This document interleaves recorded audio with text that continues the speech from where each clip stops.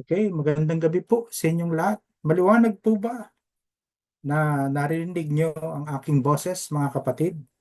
Opo, maliwanag po, Pastor Ed. Ay, salamat po, Sister Naida. Una sa lahat po, no, salamat po, no. Nagpapasalamat ako sa Diyos sa pamamagitan ng kanyang mga salita. No po, nagiging matalino tayo at nagiging makatarungan tayo, no, at matuwid ang ating pamumuhay, sa patuloy na pag-aaral natin ng salita ng Diyos, nagiging matuwid ang ating pamumuhay. So lubos tayong nagpapasalamat, no, sa tuwina. At ito naman po ay turo ng Diyos na magkaroon tayo ng puso at isipan na mapagpasalamat. Kaya po lubos ako nagpapasalamat sa 21 nakakonect po sa ating weekend worship service. At bago po tayo magumpisa, mga kapatid, tayo muna po ay sumandaling yumuko, magpakumbaba sa paanan ng trono ng Diyos na makapangyarihan sa lahat. Aming Ama, habang kami, Panginoon, ay nasa diwa ng pagsamba sa pananalangin, sama-sama po kaming tinipon mo sa aming mga tahanan upang sa pamamagitan po ng weekend worship service na itinatagpo ng aming church upang kami tipunin at patuloy na ikaw ay aming sambahin at paglingkuran at makapag-aral ng iyong buhay at mabisa at makatotohanang salita. Ama, sama-sama po kaming dumadalangin sa iyo, humihiling sa iyo, na kami po ay karapat-dapat na kami po ay makipag-fellowship sa iyo sa gabing ito. At dalangin ko po sa iyo, Ama, ang aking pong mga kapatid sa pananampalataya na nagkakatipon sa kanilang mga tahanan o saan man dako ng bansang Pilipinas o maging sa ibang bansa. Ama, linisin mo po kami, Panginoon. Ano man na nakita mong mga kahinaan namin, pagkakamali na nagsisilbing karumihan sa puso at isipan ng bawat isa sa amin. Patawarin mo po kami, Panginoon. Lubos po kami nagpapasalamat dahil meron kaming Diyos na mahabagin. Linisin mo kami, Panginoon, sa gabing ito at gawing karapat-dapat na mapakinggan namin ng maliwanag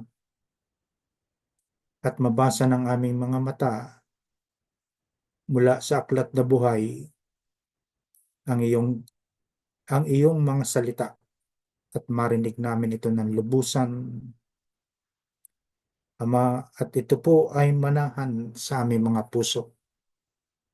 Maisabuhay namin to sa tulong ng Santong Espiritu na siyang kumikilos sa bawat mananampalataya.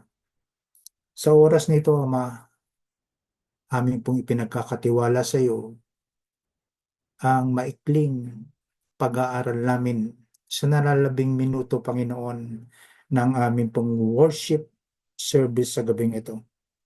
Muli po, Panginoon, sambahin ka, luwalhatiin ka, at dakilain ka, magpakailanman. Ito po ang amin nagkakaisang panalangin sa pangalan ng Ama, ng Anak, Espiritu Santo. Amen. And amen. No, palakpakan po natin ang ating Diyos. Yes. Thank you, Lord. Binigyan tayo na muli ng pagkakataon na marinig natin ang tinig ng Diyos. Mga kapatid, pagpapatuloy po natin, no, yung pong naputol last Sunday po, no, aklat po ng Deuteronomy. Sa aklat po ng Deuteronomy na pinamagatan natin. Sandali lang po mga kapatid. Yan, ang panawagan ni Moises, no, na nagmula po sa aklat po ng Deuteronomeo, Kabanata 8. No? Panawagan po ito, no? Panawagan ni Moises na alalahanin po, no? Kulang po ng letra, mga kapatid. Alalahanin at sundin, correction lang po, no? At sundin ang Diyos. Alalahanin natin kung ano ang ginawa ng Diyos. Para makita po natin, mga kapatid, no? Ilan sa mga mahalagang bagay na nasa aklat ay ang mga sumusunod. Una, ang paggunita ni Moises sa mga nangyari sa nakaraang 40 taon. Nanawagan siya sa mga Israelita o sa bayang hinirang ng Diyos na alalahanin kung paano sila inakay. Pagmasdan niyo po, no? Inakay ng Diyos sa ilang sa panahon na sila ay naglalakbay. Mantakin niyo po yun, no? Papaano pinapakita sa pamamagitan ng salita ng Diyos kung papaano inaakay ng Diyos. Magmula sa kanilang pinanggalingan, no, sa Egypt, sa pagkaalipin ng mga Ehipto. Okay. Nanawagan siya sa tao na alalahanin kung paano sila inakay ng Diyos sa ilang. Kaya dapat maging masunurin at matapat sa Kanya. Pangalawa, ang pagbabalik-aral sa 10 utos at pagbibigay diin sa kahulugan ng unang utos. Nanawagan siya sa mga tao na maging tapat kay Yahweh. Mga kapatid, sinariwa niya ang iba't ibang tuntunin sa pamumuhay, sulupaing pangako. Pangatlo, ang pagpapagunita sa mga tao tungkol sa pakikipagtipan ng Diyos. Naalala niyo po yun, no? Pakikipagtipan ng Diyos sa pamamagitan ng mana. Amen po ba? Nanawagan si Moises na ulitin ang kanilang pagtatalaga sa mga pananagutang kaugnay ng tipang ito. 3 bahagi po ang pinapakita nito, mga kapatid. Sa pamamagitan po, mahalagang-mahalaga po, no, yung salita ng Diyos, no. Kaya po yung nangyari nung last Sunday, mga kapatid, no. Ang daming kaluluwa, ang daming tao na lumapit sa Diyos at tinanggap nila ang tipan na ipinamahagi ng Diyos. Sa simula pa sa bayang Israel, nangyari na po yun, mga kapatid. Hanggang sa panahon natin na the past, the present, and the future. Makikita niyo po, no, sa inyong screen po, no, ang tatay at nanay at ang anak. At pagdating ng tamang panahon, lalaki ang inyong anak at magkakaroon ng anak at apo-apuhan kayo dyan, mga kapatid. The past, the present, and the future. Na po, lilisanin natin, no, mga magulang, mga lola, lolo sa panahon na ito. Mga magulang, tatanda rin tayo, no? At maglalaho sa mundong ito, mga kapatid. Ngunit ang salita ng Diyos ay panghabang panahon. Hallelujah. Okay, muli natin balikan po, no?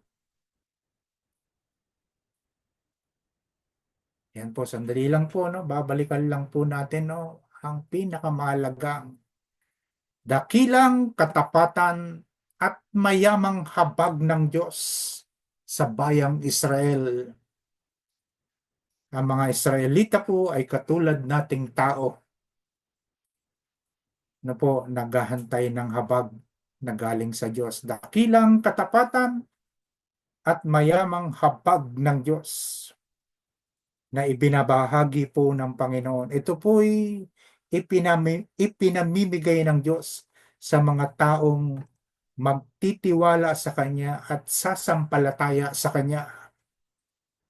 Yan po ang mayamang habag ng Diyos sa maraming tao, sa maraming kaluluwa po. Tingnan po natin ang banal na salita ng Diyos. Sundin ninyong mabuti ang mga batas na ito na ibinigay ko sa inyo. Ngayon, tingnan niyo po, no, ang habag ng Diyos. Upang humaba ang inyong buhay, dumami ang inyong lahi, at kayo'y makarating sa lupaing ipinangako ni Yahweh sa inyong mga ninuno. Verse 1 to 6 po ito, no? Alalahanin ninyo kung paano niya kayo pinatnubayan sa loob ng 40 taon upang matuto kayong magpakumbaba.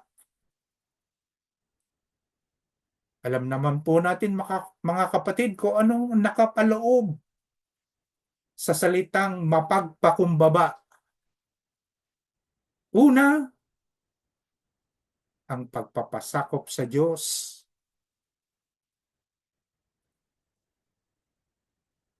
Salitang mapagpakumbaba, una, ang pagpapasakop sa Diyos. Paggalang number 2. Number 3, pagsunod sa kautusan ng Diyos. Yan po ay salitang nagpapakumbaba sa Diyos. Nagpapasakop, iginagalang ang salita ng Diyos at sinusunod ang kautusan ng Diyos. Yan po ang salitang nagpapakumbaba. Sinubok niya kayo kung susundin ninyo siya.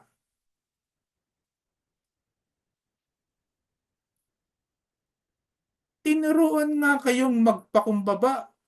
Ginutom niya kayo bago binigyan ng mana. Highlight po natin na yung word na mana. Para po ma-recall lang sa atin na parang manariwa po, no? At tuloy-tuloy po mga kapatid, ha, habang nagbabalik tanaw po yan sa ating kaisipan, no? Sa ating kamalayan, no? Tum tumitimo po yan, no? Papasok sa ating puso upang hindi na po ito maalis, no? Sabi nga ng salita ng Diyos, itanim mo sa kanilang isipan at iuukit ko sa kanilang puso. Instruction ng Diyos. Mana, isang pagkaing hindi ninyo kilala ni ng inyong mga ninuno, yung matatanda natin, hindi po nila alam yan, mga kapatid. Napakapalad natin. Ginawa niya ito upang ipanawa sa inyo na ang tao hindi lamang sa tinapay nabubuhay, kundi sa bawat salitang nagmumula sa bibig o labi ni Yahweh. Pakatandaan po natin ang pagpapakumbaba. Makikita po natin, no, sa kabuuan po ng chapter 8 ng Book of Deuteronomy. Mana, sabi ko nga po sa iyo, hihingi tayo ng opinion po at understanding kay John, no? Kay Juan. Sa Kabanata 6, mababasa po natin mula sa salita ng Diyos. Ang aming mga ninuno ay kumain ng mana sa ilang ayon sa nasusulat. Sila'y binigyan niya ng tinapay na galing sa langit. Sabi nila, sumagot si Jesus, Pakatandaan ninyo. Ibig sabihin po, huwag natin aalisin sa ating mga isipan ang mga pangyayari sa ating buhay. Bilang mga taong binago ng Diyos ang ating buhay. Kaya sumagot si Jesus, pakatandaan ninyo. Hindi si Moises ang nagbigay sa inyo sa bayang Israel po, no? Nung panahon na yon, no? Nung sila po'y naglalakbay sa ilang. Hindi si Moises ang nagbigay sa inyo ng tinapay na galing sa langit. Sino ang nagbigay? Ang aking Ama. Ang nagbibigay sa inyo ng tunay na galing sa langit na tinapay na galing sa langit. Ang Ama po. No, hindi si Moises. Kung hindi ang Amang banal na nasa langit. Sapagkat ang tinapay na galing sa Diyos ay ang bumaba. Saan nagmula? Nagmula sa langit at nagbibigay ng buhay sa sangkatauhan. Hallelujah. Sumagot sila nang marinig po ng bayang Israel ng mga Hudyo na nakakatipon bilang audience na magsalita si Jesus. Ito po ang naging reaksyon, mga kapatid.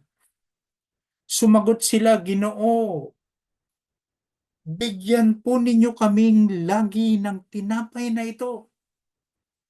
Balikan ko lang po, no?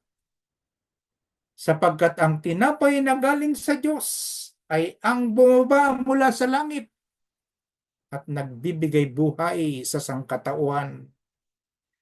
Nang marinig ng mga Hudyo ang pananalitang ito,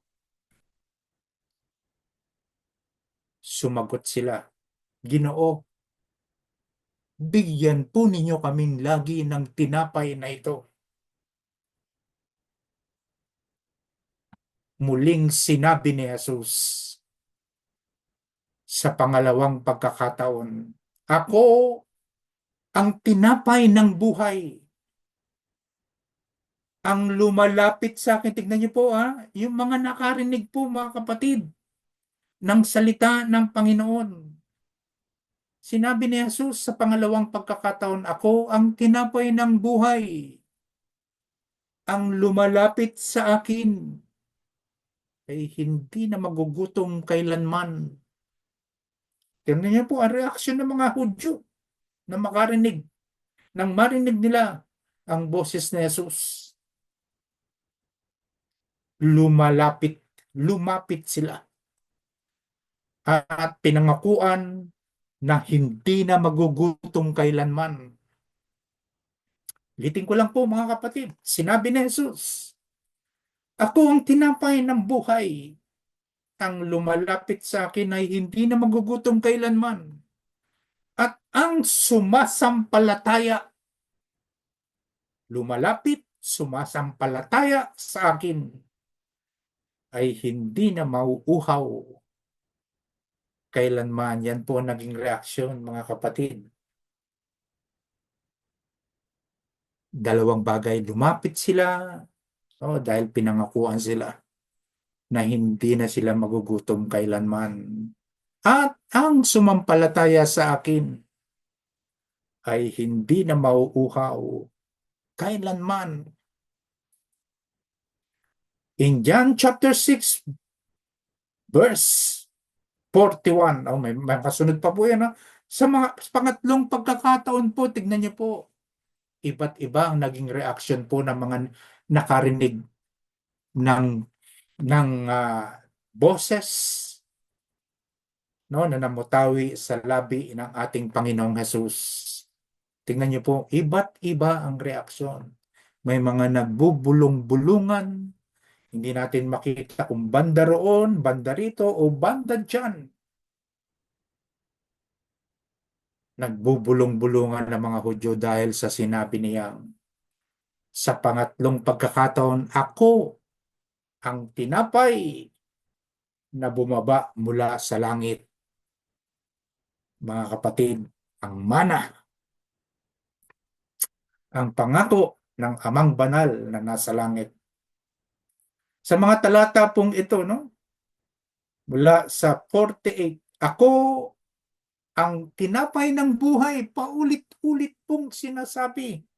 4 na beses po na binanggit sa mga oras na ito. Ako ang tinapay ng buhay. Verse 48, 49, sorry po. Kumain ng mana ang inyong mga ninuno nang sila'y nasa ilang, ngunit sila'y namatay. Physical po ha, tingnan niyo po. Physical na pagkain. May physical na pagkain, meron pong spiritual na pagkain. Dalawang uri ng pagkain, no? Na ipinapakita po ng mga salitang ito, mga kapatid. Ngunit sila'y namatay. Narito ang tinapay na bumaba mula sa langit, mga kapatid, spiritual. Spiritual na tinapay na nagbibigay ng pagkaing pangkaluluwa. May tinapay na binabanggit pagkaing physical, no? Yung ating lakas bilang isang tao. Narito ang tinapay na bumaba mula sa langit upang ang sino mang kumain nito ay hindi na mamatay.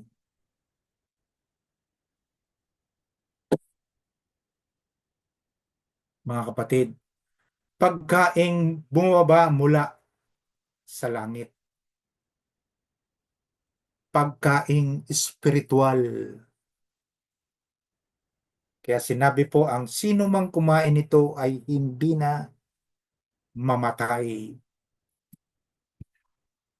Sa panlimang pagkakataon, ako nga ang tinapay na nagbibigay buhay na bumaba mula sa langit. Amen po ba mga kapatid? 5 ulit na binanggit po, no? Pinatutuhanan po, pinagtitibay ng salita ng Diyos. Mabubuhay magpakailanman ang sino mang kumain ng tinapay na ito. Ipinapahagi. Akalain niyo po, ipinamimigay niya sa mga taong sasampalataya sa kanya at lalapit upang tanggapin ang tinapay na ito. Sabi niya, mabubuhay magpakailanman sino mang kumain ng tinapay nito at ang tinapay na ibibigay ko upang mabuhay ang sanlibutan ay ang aking katawan. Ang laman ni Jesus. Ang laman ni Jesus na sumisimbolo ng tinapay, mga kapatid. Hallelujah. Ipinamamahagi ko na, alala niyo po yun, no? No po, nang sa huling pagkakataon ay makipagtipan ang Diyos sa kanyang mga alagad. Pinamahagi niya ang tinapay. Mga kapatid, na sumisimbolo ng kanyang laban. Laman na nabayubay sa krus ng Kalbaryo. Hallelujah. Purihin ang salita ng Diyos. Mga kapatid, alalahanin po natin, no, na ito po'y naging panawagan ni Moises sa bayang Israel sa loob ng 40 taon. Tingnan niyo po kung gaano ang kahabagan ng Diyos. Kung papaano tayo pinoprotektahan ng Diyos. Kaya po ulitin ko mga kapatid, ilagay natin yung ating sarili sa sinasaad po ng salita ng Diyos. Sa loob ng 40 taong hindi nasira ang inyong kasuotan, ni hindi namaga ang inyong mga paa sa kalalakad. Pambihira ang ating Diyos. Ang Panginoong Yahweh, mga kapatid. Lahat Isinusustain ng Diyos upang ipakita niya ang kanyang habag sa bayang Israel. At maging sa panahon natin ngayon, mga kapatid. Hallelujah. Ginagabayan tayo ng Diyos. Inaakay tayo ng Diyos sa ating pamumuhay. Napakabuti po ng Diyos, mga kapatid. Itanim ninyo sa inyong isip o isipan na kayo'y dinidisiplina ni Yahweh na inyong ama gaya ng pagdidisiplina ng isang ama sa kanyang anak. Nakikita niyo po kung paano tayo inaakay ng ating mga magulang sa panahon natin, no? Biologically speaking, mga kapatid, kung buhay pa ang inyong mga ama at ina, kung paano tayo dinidisiplina dito sa lupa bilang mga ama at ina natin. Kaya po sinabi ni Moises, itanim ninyo sa inyong isip na kayo'y dinidisiplina ni Yahweh na inyong Diyos gaya ng pagdidisiplina ng isang ama sa kanyang anak.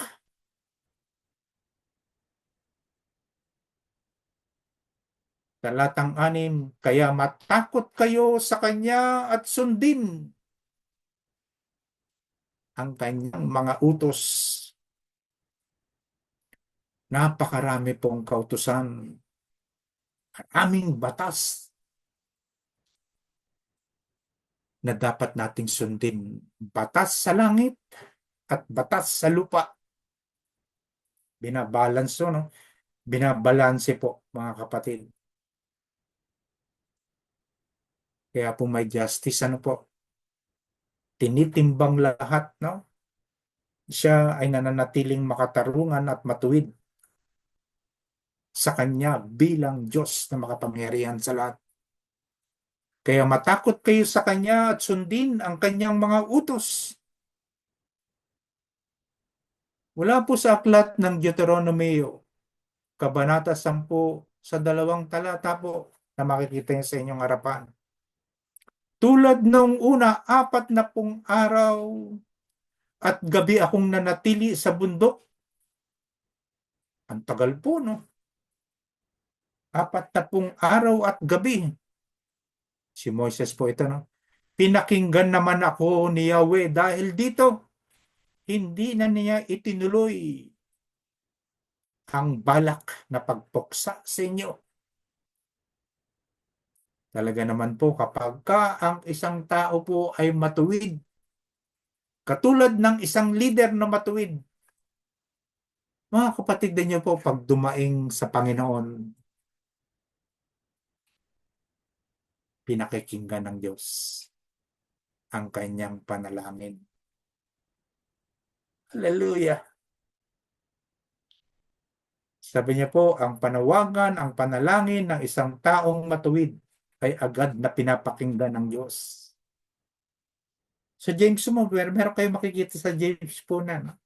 Sa aklat po ni Santiago, ano po? A prayer of a righteous man availeth much. Sabi po doon, no? Pinakikinggan daw po ng Diyos. Oh, hallelujah. Purihin po ang salita ng Diyos, na. Sinabi niya sa akin na pangunahan kayo sa paglalakbay at pagsakop sa lupaing ipinangako sa inyong mga ninuno.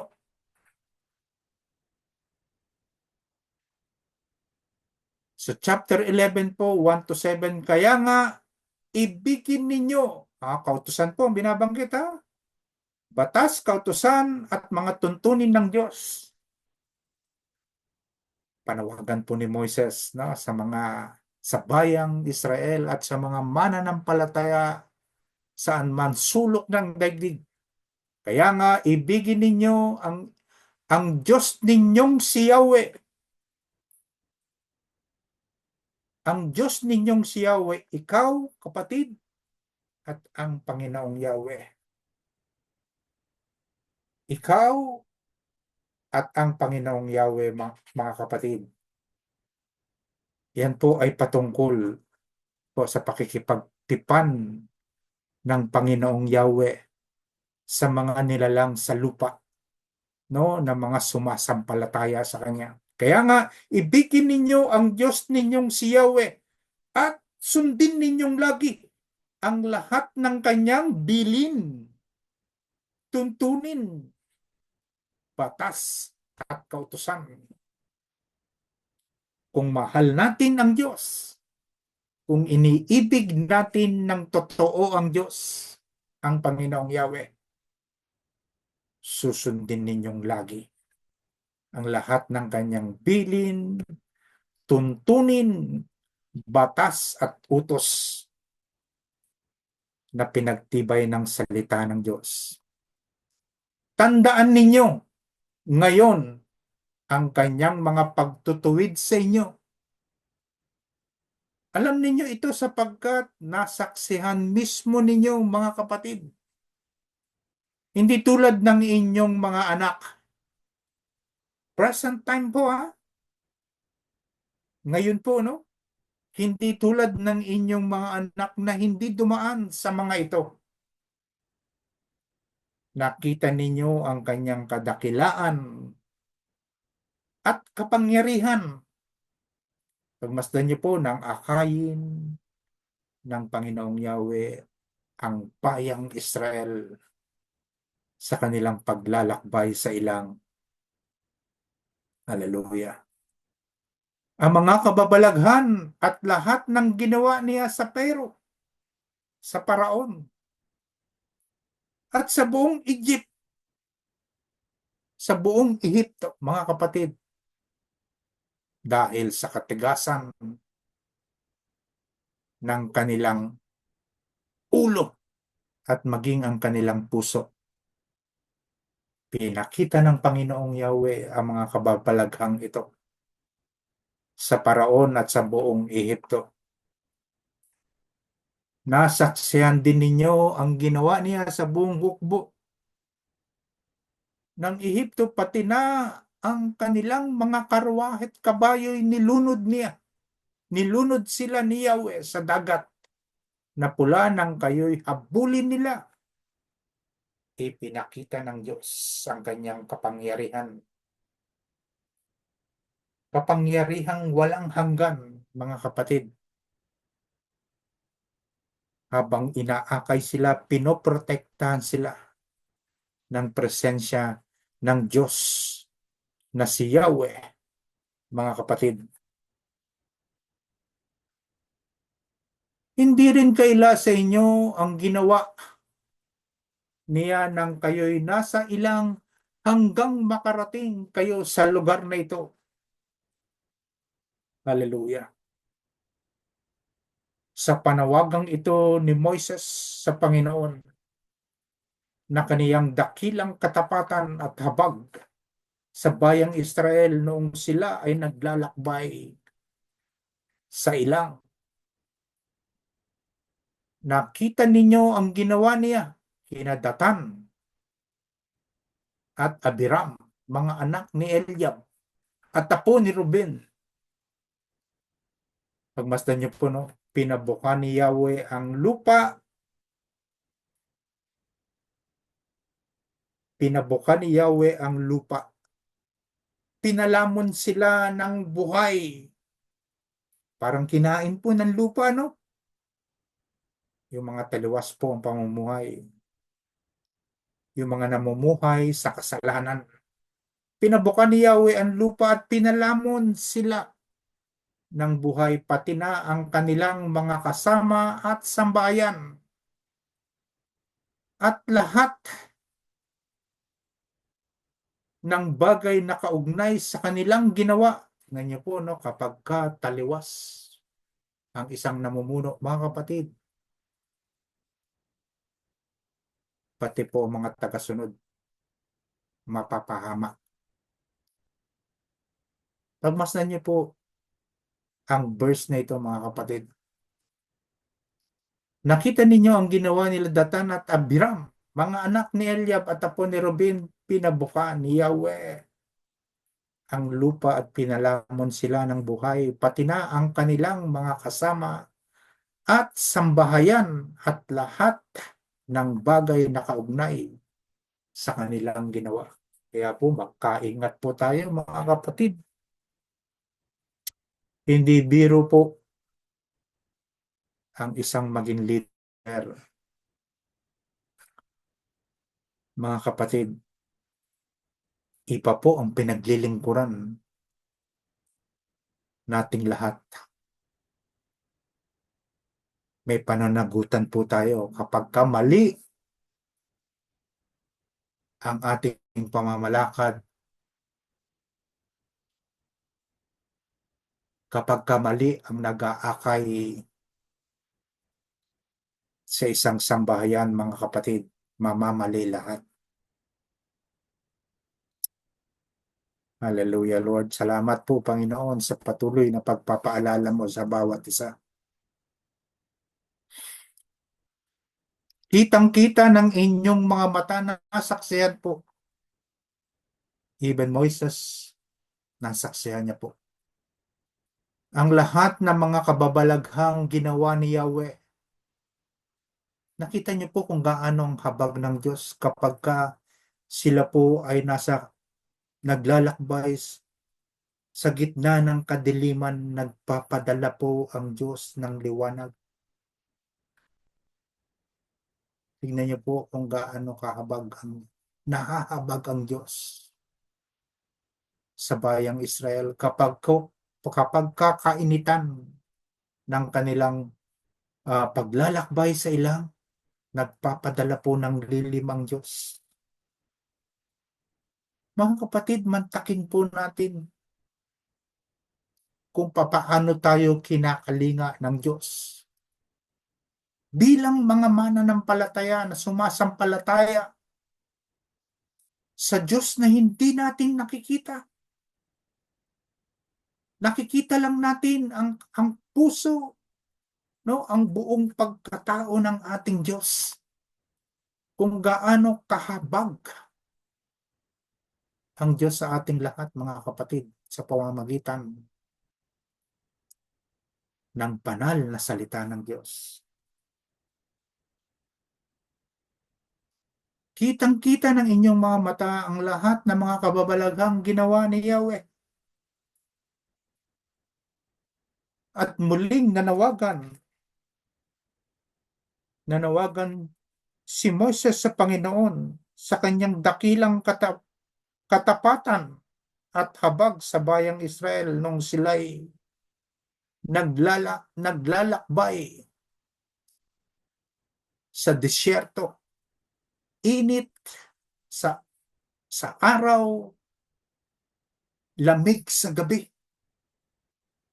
Ngunit ang Diyos, binibigyan sila ng proteksyon. Pag malamig, nagpapadala siya ng apoy na umiikot, mga kapatid, upang sa kabila ng lamig ng panahon, nahihimasmasan sila ng bahagyang init ang kanilang katawan. Tingnan niyo po ang habag ng Diyos, mga kapatid. At kapag araw, pinadadalan sila ng lilim. Sa kabila ng kainitan sa buong maghapon ng kanilang paglalakbay, patuloy silang inaakay ng Panginoong Yahweh. Kaya po nanawagan, aalalahanin ang ating Diyos na mahabagin. Hallelujah. Ang lupaing mayaman sa lahat ng bagay. Sinabi ni Moises sa bayang Israel na ang lupaing kanilang pupuntahan ay mayaman at sagana sa lahat ng kanilang ikabubuhay. Bihira ang ating Panginoon, mga kapatid. Lahat ng glory po ay babalik sa Diyos. Kaya po pag tinitignan natin ang ating mga sarili, mga kapatid, kung ano yung itinatanim natin sa ating kapwa, mga tao o mananampalataya, ay siyang babalik sa atin. No? Ang lupaing mayaman sa lahat ng bagay, sinabi ni Moises sa bayang Israel, na ang lupaing kanilang pupuntahan ay mayaman at sagana sa lahat ng kanilang ikabubuhay. Katulad ng sagana sa tubig, maraming batis at bukal na umaagos sa mga burol at kapatagan. Sagana rin sila sa trigo, sebada, ubas, igos, bunga ng punong granada, ulibo at pulot.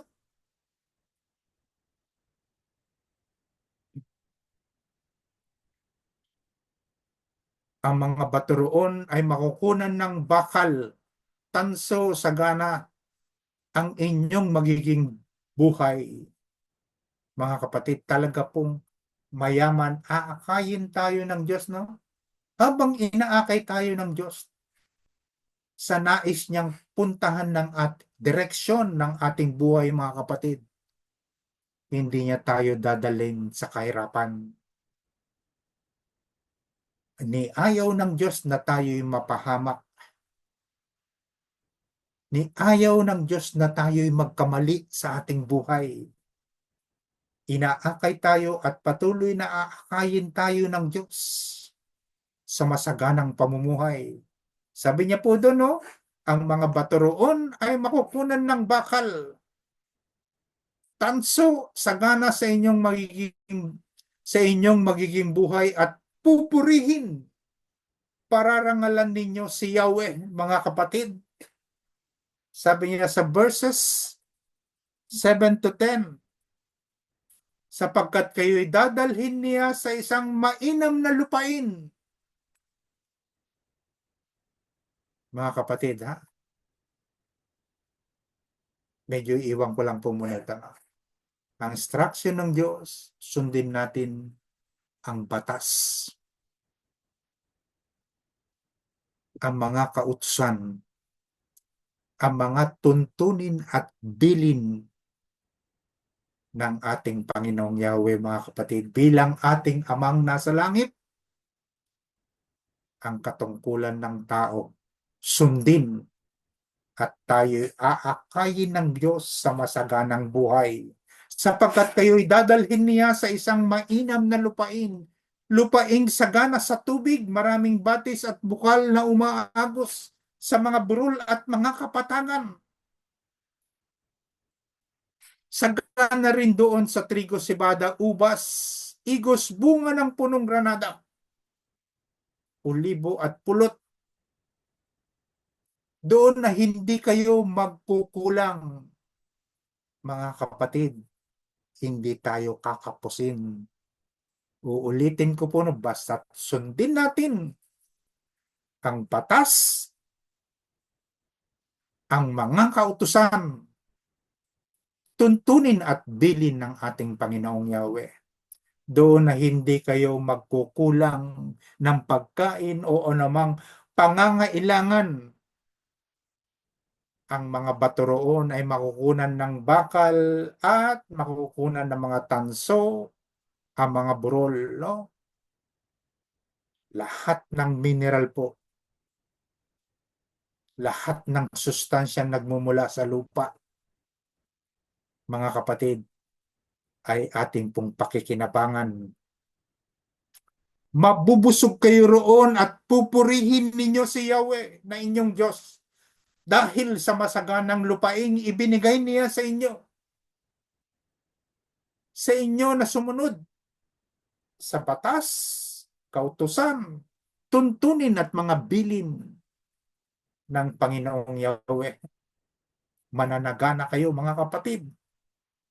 Hallelujah! Deuteronomy chapter 11, beginning verse 8 to 15, kaya't sundin ninyo ang lahat ng utos niya na ipinapaalala ko sa inyo ngayon upang magkaroon kayo ng lakas na sakupin at ariin ang lupaing papasukin ninyo. Aangkinin po, no? Yung lupa po na ating patutunguhan, direksyon na ating patutunguhan. Tingnan niyo po, itinutuwid po ng Diyos ang ating patutunguhan, mga kapatid. Inilalagay tayo sa tamang direksyon ng ating buhay, mga kapatid. Dahil dito mabubuhay kayo ng matagal sa lupaing ipinangako ni Yahweh sa inyong mga ninuno at sa kanilang magiging lahi, ang lupaing mayaman at sagana sa lahat ng bagay. Ang lupaing titirhan ninyo ay hindi tulad ng lupaing iniwan ninyo sa Egypt o sa Ehipto. Tingnan niyo po, no? Tingnan niyo po yung pinanggalingan nila at sa at sa lupaing kanilang patutunguhan. Lupaing kanilang iniwan, lupaing kanilang pupuntahan, ha? Ang lupaing titirhan ninyo ay hindi tulad ng lupaing iniwan ninyo sa Ehipto. Doon, ang hinahasikan ninyo ay kailangan pang patubigan. Bakit po? Tuyo ang lupa po sa kanilang pinanggalingan sa Ehipto. At diligan, diligin tulad ng hardin. Tingnan niyo po, pinapatubigan pa, no? Ang lupa sa Egypt po ay pinapatubigan pa, dinidiligan pa, nakatulad ng hardin. Ngunit sa lupaing kanilang pupuntahan, ngunit ang lupaing pupuntahan ninyo ay laging inuulan. Wow! Mga kapatid, sa panahong ito, tag-init, papasok na naman ang tag-ulan. Hallelujah. Ngunit ang lupaing inyong pupuntahan ang direksyon habang inaakay ng Diyos ang bayang Israel. Mga kapatid, siguro po malapit na po tayong medyo puputuli lang po natin, no? Ngunit ang lupaing pupuntahan ninyo ay laging inuulan. Maraming burol at malawak na kapatagan. Yamang biyaya ng Diyos. Ang lupaing iyon ay palaging, asan po ang Diyos, mga kapatid? Ang lupaing iyon ay palaging inaalagaan at binabantayan ng Diyos ninyong si Yahweh. Wow, bihira, mga kapatid. Inaalagaan at binabantayan ng Diyos ninyong si Yahweh ang lupaing inyong pupuntahan. Hallelujah. Under protection po ng Diyos. Pagmasdan niyo po ang bansang Israel. Mga kapatid. Hallelujah. Mga kapatid, pansamantala ko pong puputulin, no? Mula dito po, no? At ipagpapatuloy po loobin ng Diyos na tayo po ay magkita-kitang muli, no? Sa susunod po na pagpapatuloy natin ng pangangaral ng salita ng Diyos. Ang Diyos po magpala sa ating lahat.